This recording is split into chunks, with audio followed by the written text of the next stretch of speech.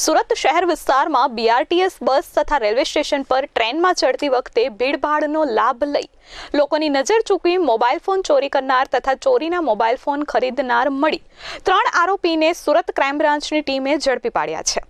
પોલીસે આરોપીઓ પાસેથી ચોરીના 13 મોબાઈલ ફોન જપ્ત કર્યા છે તેમજ 5 ગુનાનો ભેદ ઉકેલાઈ ગયો છે। સામાન્ય રીતે લોકોને જાગૃત કરવા અને ચોરોથી સાવધાન રાખવા માટે બસ સ્ટેશન, રેલવે સ્ટેશન સહિત ભીડભાડવાળી જગ્યા ઉપર સ્લોગન લખાતા હોય છે કે ખિસ્સા કાતરોથી સાવધાન। ત્યારે આવી જગ્યાઓ પરથી ભીડનો લાભ લઈ લોકો ખિસ્સામાંથી મોબાઈલ ચોરી કરનાર ગેંગને સુરત ક્રાઇમ બ્રાન્ચ પોલીસે ઝડપી પાડી છે।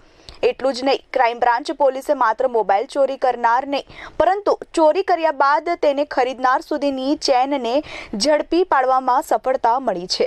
સુરત ક્રાઇમ બ્રાન્ચની ટીમે બાતમીના આધારે સલાબતપુરા રઘુકુલ ગરનાળા પાસેથી આરોપી સોએબ ખાન ઉર્ફે સોયલા, અકરમ ખાન પઠાણ, અરબાઝ કલીમ શેખ તથા ચોરીના મોબાઈલ ફોન ખરીદનાર ઈશ્વર સુભાષભાઈ ગુમરેને ઝડપી પાડ્યા હતા।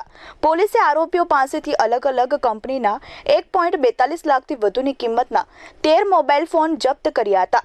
પોલીસ તપાસમાં પૂર્ણા પોલીસ મથકમાં 3 અને સુરત રેલવે પોલીસ મથકના 2 ગુના મળી કુલ 5 ગુનાનો ભેદ ઉકેલાઈ જવા પામ્યો હતો।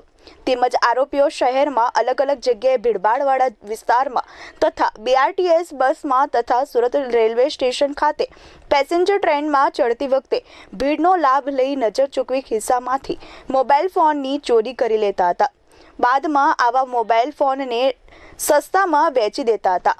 બનાવ અંગે ક્રાઇમ બ્રાન્ચ પીઆઈ લલિત વાગડિયાએ જણાવ્યું હતું કે આરોપી સોએબ ખાન અને અરબાઝ શેખ ચોરેલા મોબાઈલ ફોન લઈને સલાબતપુરા રઘુકુલ ગરનાળા પાસે ઈશ્વર સુભાષભાઈ ગુમરેને વેચવા માટે આવ્યા હતા।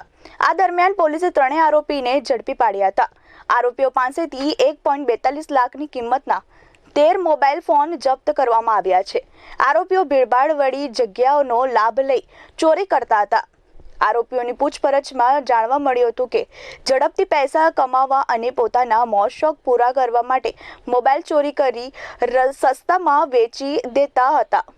આરોપીઓની પૂછપરછમાં જાણવા મળ્યું હતું કે ઝડપથી પૈસા કમાવા અને પોતાના મોજ શોખ પૂરા કરવા માટે મોબાઈલ ચોરી કરી સસ્તામાં વેચી દેતા હતા। જોકે હાલ તો આ સમગ્ર મામલે 3 લોકોની ધરપકડ કરી રિમાન્ડ મેળવી વધુ તપાસ હાથ ધરવામાં આવી રહી છે।